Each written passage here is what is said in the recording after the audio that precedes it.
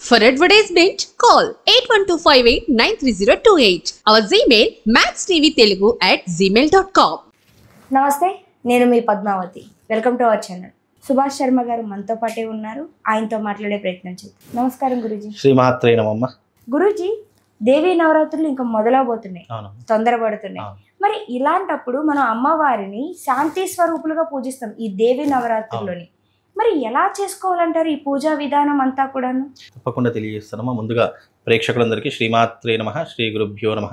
ఓం జ్ఞాని నామ్నపి చేతాంసి దేవి భగవతి హిసా బలాయ కృష్ణ మోహాయ మహామాయ ప్రయశ్చతి. దేవీ నవరాత్రి ఉత్సవాలు చాలా విశేషమైనటువంటివి. అమ్మవారి యొక్క అనుగ్రహాన్ని అతి సులభంగా పొందేటటువంటి మార్గము ఈ దసరా నవరాత్రి ఉత్సవాలలో మానవాళ్ళందరికీ కూడా ఉపయోగపడేటటువంటివి. అలాగే మనము అమ్మవారిని ఈజీగా పూజ చేయడానికి అతి సులువైనటువంటి మార్గం ఏదైనా ఉంది అంటే అది నవరాత్రుల్లో వచ్చేటటువంటి ఆశ్వీజ మాస శరత్ నవరాత్రి ఉత్సవాలు.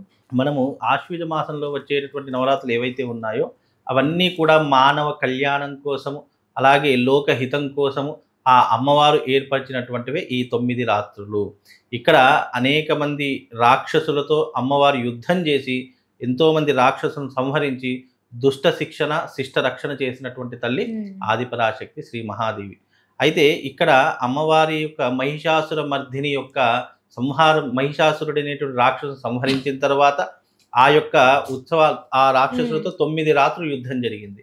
9 రాత్రులు యుద్ధం జరిగిన తర్వాత అమ్మవారు ఘోరమైనటువంటి యుద్ధాన్ని చేసి ఆ విజయాన్ని సాధించింది.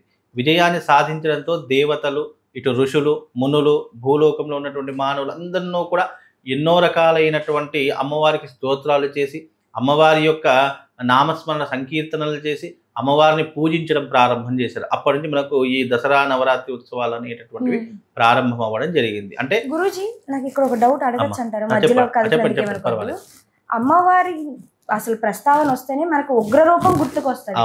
మరి అలాంటప్పుడు మనం నవరాత్రుల సమయంలో మాత్రం శాంతి స్వరూపునిగా పూజిస్తాం. ఇది ఎలా సాధ్యం అంటారు అసలు? ఇక్కడ యద్భావం తద్భవతి.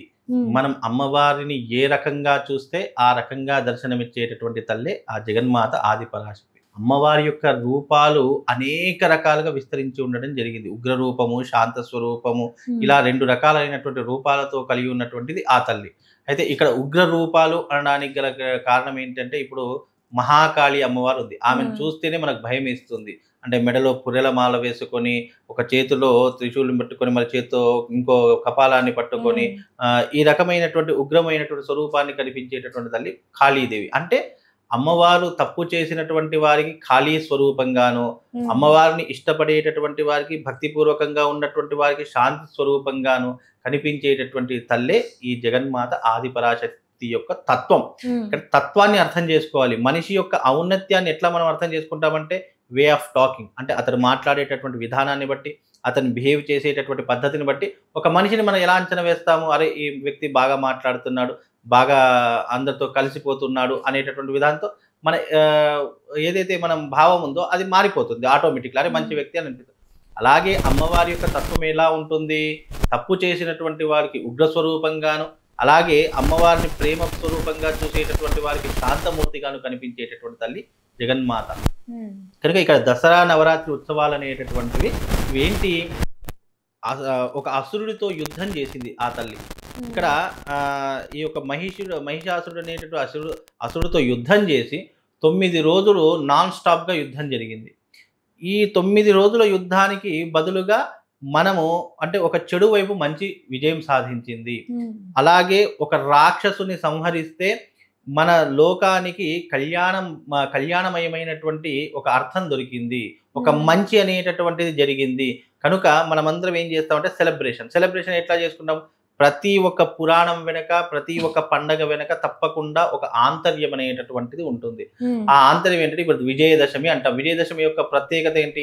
ఆ రోజు ఏ పని చేసినా కూడా అందులో విజయం చేకూరుతుంది అని అనుకుంటాము. దానికి ప్రమాదం ఏంటి? ఆ రోజు నీకు తిథి వార నక్షత్రాలతో సంబంధం లేదు. ఇది దసరా పండగ, విజయదశమి. ఆ రోజున మనకు అన్ని శుభాలు కలుగుతాయి కాబట్టి ఏ పనినైనా ప్రారంభం చేయవచ్చు అని అంటారు. అలాగే ఈ 9 రాత్రులు అమ్మవారిని పూజించేటటువంటి తత్వాలు ఎలా ఉంటాయంటే శాంత స్వరూపంగానే ఉంటాయి. 9 రోజులు యుద్ధం చేసింది కాబట్టి అమ్మవారిని శాంత స్వరూపిగా మనం పూజించడం ద్వారా అమ్మవారు ఈ 9 రాత్రులు, ఇది ఎప్పుడో మనకు దేవతాయుగంలో జరిగినటువంటి సంఘటన. ఇది రానున్న కాలంలో ప్రాచుర్యంలో అనేక కాలాలు మారాయి, అనేక రకాల యుగాలు మారాయి. కాబట్టి రానున్న కాలంలో మన స్తోమతకు తగినటువంటి విధంగా మనం మండపాలు ఏర్పాటు చేసుకుని చక్కగా అమ్మవారి యొక్క మూర్తిని ప్రతిష్టాపన చేసుకుని చక్కగా పూజ చేస్తున్నాము. కాబట్టి ఇక్కడ అమ్మవారి యొక్క పూజకు కావాల్సింది ఏంటి? భక్తి భావన. తల్లి నువ్వు ఉన్నావు, నేను నమ్మితే మాకు ఏ కష్టం వచ్చినా కూడా దాని నుంచి మమ్మల్ని బయటపడేస్తావు అన్నటువంటి ఆశతోనే మనం అందరం కూడా పూజ చేస్తాము. పూజకు అర్థం ఏంటి? మన కోరికలను తెలపడానికి, మన కోరికలు నిజం చేసుకోవడానికి, మనకున్నటువంటి కష్టాలు తొలగిపోవడానికి చేసేటటువంటిదే అమ్మవారి యొక్క నవరాత్రి ఉత్సవాలు. ఇక్కడ మాతృ యొక్క తత్వం అంటే అమ్మ యొక్క తత్వం ఏంటంటే అమ్మ అన్న వెంటనే కరుణించేటటువంటి తల్లి ఆదిపరాశక్తి. స్త్రీ శక్తి అంత గొప్పనైనటువంటి శక్తి. అందుకే ఈ నవరాత్రి ఉత్సవాలు ఎవరైతే జరుపుకుంటారో, ఎవరైతే కలశ స్థాపన చేయడం కానీ, అమ్మవారి యొక్క పటం పెట్టడం కానీ, అమ్మవారి యొక్క దీక్షను తీసుకోవడం కానీ, అమ్మవారిని మనం భక్తితో పూజించడం కానీ, చక్కగా అఖండ దీపారాధన చేయడం కానీ, ఘటస్థాపన అంటారు అలాంటి స్థాపన చేయడం కానీ, ఇవన్నీ ఏంటి అంటే అమ్మవారికి మనం ప్రేమపూర్వకంగా అమ్మవారు ఉంది అని నమ్మకంతో విశ్వాసంతో చేసేటటువంటి నవరాత్రి ఉత్సవాలు. అలా చేయడం వెనుక ఆంతర్యం ఏంటి? మనిషి యొక్క జీవితం ఎలా ఉంటుంది అంటే కోరికలతో కూడుకునేటువంటి జీవితం మనిషి యొక్క జీవితం. సృష్టిలో కోరికలు ఉన్నటువంటి జీవి, ఆశ ఉన్నటువంటి జీవి కేవలం మనిషి మాత్రమే. ఆ సృష్టి మొత్తం మీద మీరు ఎక్కడైనా గమనించండి, ఏ జీవరాశికి కూడా ఎలాంటి కోరికలు ఉండవు. అవి పుడతాయి, పెరుగుతాయి, తింటాయి, చచ్చిపోతాయి. కానీ మానవులకు అలా కాదు. ఎన్నో రకాలైనటువంటి ఐహిక భోగ సుఖాలకు అలవాటు పడినటువంటి దేహం ఇది. మరి ఇలాంటి దేహానికి అనేక రకాలైనటువంటి పోషణ కారకాలు కావాలి, డబ్బు కావాలి, వివాహం కావాలి, సంతానం కావాలి, మన జీవితంలో మంచి సెలబ్రిటీ స్టేటస్ అనుభవించాలి, నలుగురిలో మనం గొప్పగా బ్రతకాలి. ఇన్ని రకాలైనటువంటి కోరికలు మనిషిలో ఉన్నాయి అని అంటే వాటన్నిటిని తీర్చడానికి మనకు ఒక రూట్ కావాలి. ఆ రూట్ మార్గాన్ని ఇచ్చేటటువంటిదే తల్లి జగన్మాత. కాబట్టి అతి సులువైనటువంటి మార్గాన్ని ఆ అమ్మవారి ముందర మనం భక్తి భావాన్ని నివేదించడానికి ఉపయోగపడేటటువంటివే నవరాత్రి ఉత్సవాలు. ఈ నవరాత్రి ఉత్సవాలలో ఏ వ్యక్తి అయితే, ఏ సాధకుడు అయితే, స్త్రీ పురుష తారతమ్య భేదం లేదు, ఎవరైనా సరే అమ్మవారి మీద విశ్వాసంతో నవరాత్రి దీక్షలలో పూజలలో పాల్గొంటారో లేదా స్వయంగా అతని ఇంట్లో కలశ స్థాపన చేసి అమ్మవారి యొక్క దీక్షను తీసుకుంటారో వాళ్ళందరికీ ఆ తల్లి సంపూర్ణంగా కరుణించి వాళ్ళని కటాక్షిస్తారు. గురూజీ, కలశ స్థాపన అంటే గుర్తుకొచ్చింది. చాలా మంది అంటారు కలశ స్థాపన చేయడానికి ఆనవాయితీ ఉండాలి, వంశపర్యంగా రావాలి అనేసి అంటుంటారు. నిజమే అంటారా? నిజంగా ఆనవాయితీ ఉంటేనే పెట్టుకోవచ్చా, లేకుంటే పెట్టుకోకూడదు అంటారా? ఇక్కడ అమ్మవారి యొక్క పూజను చేయడానికి కలశ స్థాపన చేసినా, అఖండ దీపారాధన చేసినా, ఘటస్థాపన చేసినా, ఏది చేసినా కూడా మనతో ప్రారంభం. ఇప్పుడు వంశాచారంలో అంటే అర్థం ఏంటి అంటే మా నాన్నగారు చేసేవాళ్ళు కాదు కాబట్టి నేను చెయ్యను అనడానికి ఆస్కారం లేదు. ఇప్పుడు ఏమవుతుంది, గతంలో చాలా మందికి పద్ధతులు అనేటటువంటివి తెలియకపోవచ్చు, లేదా మా నాన్నగారు చేయలేదని చెప్పేసి నేను చేయకుండా అది అక్కడే స్టాప్ అయిపోతుండొచ్చు. ఇలా ఎన్నో రకాలైనటువంటి కారణాలు ఉండవచ్చు. కానీ ఇక్కడ మా నాన్నగారు పెట్టలేదు, మా తాతగారు పెట్టలేదు అని ఇట్లా వెనక పెట్టలేదు అని అనుకుంటే నువ్వు పెడితే అది నీతో ప్రారంభం అవుతుంది. ఈ దేనికైనా ఒక వ్యక్తి పునాది వేస్తాడు, ఆ పునాది ప్రారంభం అయిందంటే ఆటోమేటిక్ ఆ జనరేషన్ అంతా అదే ఫాలో అవుతుంది. కనుక ఇక్కడ పెట్టలేదు అంటే వాళ్ళకు ఉన్నటువంటి ఎథిక్స్, క్యారెక్టర్స్ ఏంటో మనకు తెలియదు. కాబట్టి దాన్ని జడ్జిమెంట్ చేయడానికి మనకు అవకాశం లేదు. కాకపోతే ఏంటంటే కలశ స్థాపన అనేటటువంటిది అమ్మవారి యొక్క ప్రతిబింబము. అమ్మవారి యొక్క శక్తిని ఆ కలశంలో ఆవాహన నిక్షిప్తం చేసినటువంటి విధానంతో ఈ కలశ స్థాపన అంటే దాంట్లో జీవశక్తిని ఆవాహన చేస్తాం. జీవశక్తిని రెండుట్లోనే ఆవాహన చేస్తాం. ఒకటి మట్టిలోను అంటే మట్టి విగ్రహాలలోను, రెండు నీటిలోను, మూడవది ఏంటి అంటే వస్తువులలో. ఈ మూడిట్లలో కూడా జీవశక్తిని ఆవాహన చేసేటటువంటి గొప్పనైనటువంటి ధర్మం మన సనాతన ధర్మం.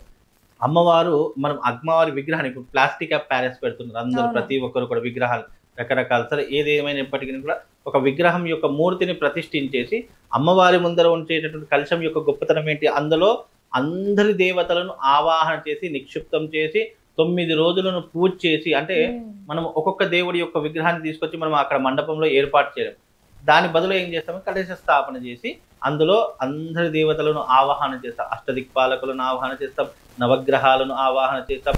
అలాగే ఆ జగన్మాత ప్రధానమైనటువంటి అమ్మవారి యొక్క రూపం ఏదైతే దాన్ని ఆవాహన చేసి ప్రాణ ప్రతిష్ఠ చేసిన తర్వాత మనం రోజు దానికి షోడశోపచార పూజ చేస్తుంటాం. అంటే అమ్మ నువ్వు ఈ కలశంలో ఉన్నావు, ఆ నీటిలో నువ్వు ఉన్నావు కాబట్టి నేను నీటి స్వరూపంగా నేను పూజ చేస్తున్నాను అనేటటువంటి భావనతో చేసేటటువంటిదే పూజ. కనుక కలశ స్థాపన అనేటటువంటిది పెట్టుకోవడం అనేటటువంటిది పర్టికులర్ అనేటటువంటిది ఏం కాదు. కాకపోతే పెద్ద పెద్ద దేవాలయాలలో కానీ ఉత్సవాలలో కానీ లేదా మనం బయట మండపాలు వేస్తుంటాం, అక్కడ ఖచ్చితంగా కలశం పెడుతుంటాం. ఎందుకంటే అక్కడ అనేక మంది వస్తూ ఉంటారు, ఎంతో మంది ఇంట్లో పూజ చేసుకోలేనటువంటి వారు ఇలా మండపాల దగ్గరికి వచ్చి పూజ చేసుకుంటారు.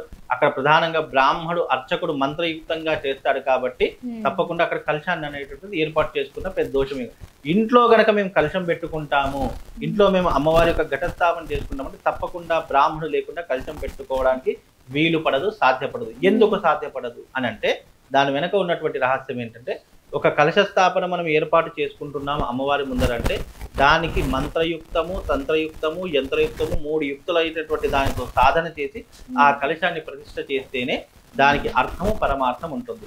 అయ్యో మా ఇంట్లో బంగారు కలశం ఉందండి, వెండి కలశం ఉంది, అందులో నేను నీళ్లు పోసేసి కొబ్బరికాయ పెట్టేసి చక్కగా అమ్మవారి ముందర నేను కలశ స్థాపన చేసేస్తాను అంటే కుదరదు. ఏదైనా మనం మంత్రయుక్తంగా లేకుండా చేసే ఏ పూజనైనా కూడా అక్కడ స్వీకరించబడదు. బికాజ్ అంటే మామూలుగా భక్తే ప్రధానం ప్రతి ఒక్క దానికి. కాకపోతే ఏంటంటే మనం విశేషమైనటువంటి పూజలు చేస్తాం. కానీ ఇప్పుడు దసరా నవరాత్రి ఉత్సవాలు, వినాయకుడి నవరాత్రి ఉత్సవాలు, లేదా మనకి ఏదైనా గొప్పనైనటువంటి పండుగలు ఉంటాయి.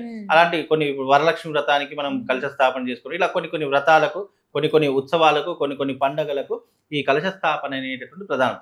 ఒక్కసారి ప్రాణప్రతిష్ఠ చేస్తే ఇక రోజు బ్రాహ్మణ అవసరం లేదు. ఒక్కసారి ప్రాణప్రతిష్ఠ చేసి మనం నిత్య పూజ చేసుకోవచ్చు. నిత్యం దీపం వెలిగించడము, నిత్యము ఆ కలశం దగ్గర మనం నైవేద్యం పెట్టడము. కలశం పెట్టడం అయితే కాకుండా మనం అమ్మవారి యొక్క ప్రతిరూపమైన ఫోటో కానీ చిన్న విగ్రహం కానీ ఏదో ఒకటి నామినల్గా పెట్టుకుంటాం. దాని ముందర పెట్టే ప్రతి దీపానికి కూడా ఒక అర్థము పరమార్థము. మనం చేసే నిత్య పూజకు కూడా చాలా విశేషమైనటువంటి క్రతువులు అనేటువంటి చేస్తే ఆ తల్లి తప్పకుండా రక్షించి వాళ్ళ కుటుంబాన్ని కాపాడుతుంది. ఇప్పుడు ఇవన్నీ దేనికి చేస్తాము? మనం సంతోషంగా ఉండడానికి. ఆర్థిక పరమైన ఇబ్బందులు కానీ, ఆరోగ్యపరమైనటువంటి ఇబ్బందులు కానీ, కుటుంబ సమస్యలు, భార్యాభర్తల మధ్య సమస్యలు, ఇలా ఏ ఉన్నా కూడా తల్లి ఇలాంటివి గొడవలు మా దాకా రాకుండా మమ్మల్ని రక్షింపమ్మా అని చెప్పి చేసేటటువంటివే నవరాత్రులు. కాబట్టి ఈ రకమైనటువంటి నవరాత్రుల వల్ల మనకు శుభము లాభం కలుగుతుంది.